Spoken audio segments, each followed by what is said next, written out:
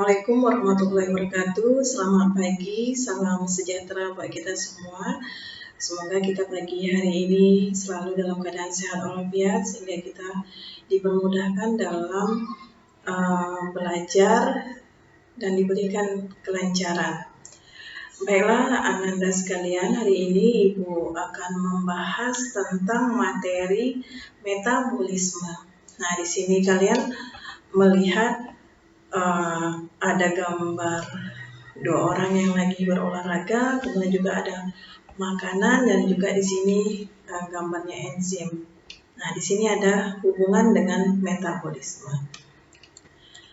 Metabolisme. Semua makhluk hidup memerlukan energi. Tanpa energi, semua proses kehidupan akan terhenti. Nah, apa itu arti metabolisme? Metabolisme berasal dari kata metabole, dari bahasa Yunani yang berarti berubah.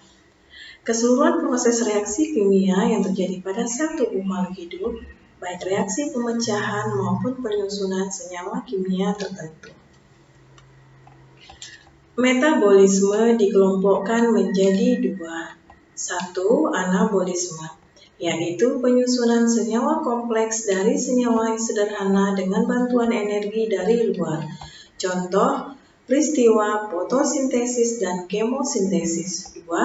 Katabolisme, yaitu pemecahan senyawa kompleks menjadi senyawa sederhana dengan membebaskan energi.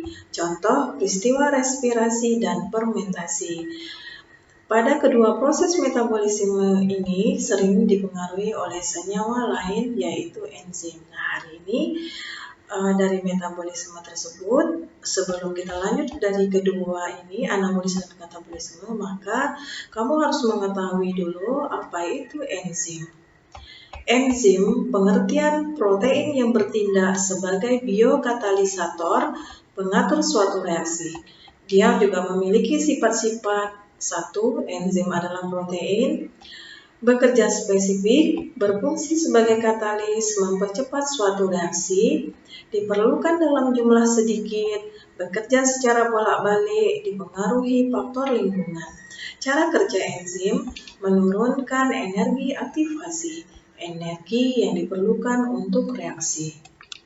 Nah, bagaimana cara kerja enzim?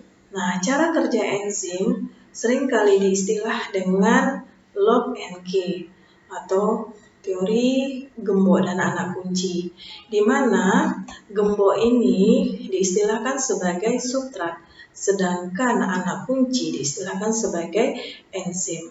Nah, tempat melekatnya antara enzim dan substrat ini disebut dengan sisi aktif. Jika enzim mengalami denaturasi atau rusak karena panas, bentuk sisi aktif berubah sehingga substrat tidak serasi lagi. Kemudian ada lagi cara kerja induksi pas atau disebut dengan teori sisi aktif ini lebih fleksibel dalam menyesuaikan substrat. Faktor yang mempengaruhi kerja enzim. 1. Temperatur, di mana bisa kamu lihat di sini skala kecepatan reaksi enzim 10 derajat Celcius sampai 60 derajat Celcius. Nah, di sini kita lihat ada temperatur yang rendah, kemudian ada yang pada suhu optimum 30 sampai 40 derajat Celcius, ini disebut dengan temperatur yang optimum, sedangkan 50 sampai 60 derajat Celcius ini temperatur yang maksimum. Nah, jadi yang lebih bagus itu yang sedang, jadi ini tidak dipengaruhi dan tidak mudah rusak. Kemudian yang B yaitu perubahan pH. Nah, pH yang kamu lihat di sini berarti bisa kamu lihat skalanya di sini itu skala yang netral. Kemudian konsentrasi enzim. Konsentrasi enzim itu sama juga dengan konsentrasi substrat tadi. Jika antara kedua konsentrasi enzim dan substrat tadi bisa balance atau seimbang, maka sisi aktif juga bisa bekerja sesuai pada tempatnya masing-masing. Kemudian yang D, inhibitor enzim. Inhibitor ini diistilahkan sebagai zat penghambat. Nah, zat penghambat di sini kamu bisa lihat ada juga substrat dan juga ada enzim dan juga ada sisi aktif. Nah, antara substrat dengan enzim ini kalau kita lihat dari cara kerja enzim tadi itu harus ada kecocokan. Tetapi kenapa dikatakan inhibitor atau zat penghambat? Nah, bisa kita ketahui inhibitor dan substrat bersaing hanya salah satu yang dapat berikatan dengan sisi aktif. Artinya apa? Menghambat kerja enzim dengan menempati sisi aktif.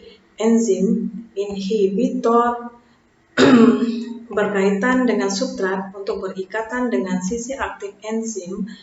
Inhibitor bersifat reversibel dan dapat kembali seperti semula. Sedangkan inhibitor non-kompetitif, inhibitor dapat berikatan tidak di sisi aktif dan mengubah bentuk enzim sehingga tidak cocok lagi dengan substrat. Nah, contoh di sini antibiotik penisilin menghambat kerja enzim penyusun dinding sel bakteri. Kemudian nomenklatur dan klasifikasi enzim. Enzim diberi nama dengan menambah akhiran ase pada nama substrat yang diubah oleh enzim tersebut. Contoh enzim maltosa. Nah, enzim maltosa ini kita ibaratkan sebagai substrat. Kemudian dihasilkan oleh maltase untuk menghasilkan produk disebut dengan glukosa. Penggolongan enzim, golongan hidrolase enzimnya dengan penambahan air atau dengan adanya air dapat mengubah suatu substrat menjadi hasil akhir. Misalnya karboksilase mengubah karbohidrat dan protease mengubah protein dan lipase mengubah lipid atau lemak. Ada dua tata nama enzim secara sistematis didasarkan atas reaksi yang terjadi dan trivial atau nama singkat. Contoh, ADP plus glukosa menghasilkan ADP plus glukosa 6-fosfat. Adenosin difosfat plus glukosa. Nama sistematiknya nanti ADP, adenosin trifosfat dengan glukosa 6-fosfat. Trivial, maka nama singkatnya adalah heksosinase. Oke, terima kasih yang sudah melihat penjelasan Ibu hari ini.